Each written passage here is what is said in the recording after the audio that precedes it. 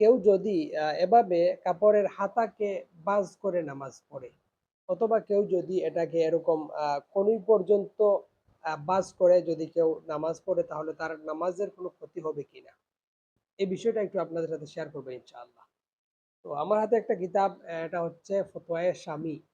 তো এই ফতোয়ায়ে শামীর মধ্যে উল্লেখ করা হয়েছে যে এখানে বলা হয়েছে যে হাযা ওয়াকাইয়াদ আল কারাহাতা ফিল খুলাসা ওয়াল মুনিয়া, অর্থাৎ খুলাসা এবং মুনিয়া কিতাবের মধ্যে এটাকে বলা হয়েছে যে এটা মাকরুহ।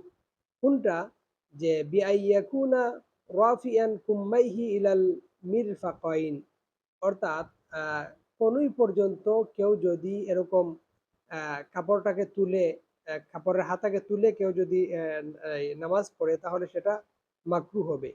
এরপরে বলা হয়েছে যে ওয়াজাহিরুহু আন্নাহু লা ইউকরাহ ইলা মা দুনাহুমা, অর্থাৎ এখানে বলা হয়েছে যে সুস্পষ্ট হচ্ছে, যদি কেউ এরকম কনুই পর্যন্ত না করে তার আগ পর্যন্ত কেউ কি করে বাজ করে, তাহলে এতে মাকরু হবে না।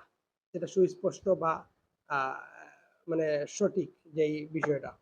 তো এখান থেকে দেখা গেল যে যদি কেউ এরকম কনুই পর্যন্ত বাজ করে কেউ নামাজে দাঁড়ায় বা নামাজ পড়ে, তাহলে তার নামাজটা মাকরু হবে।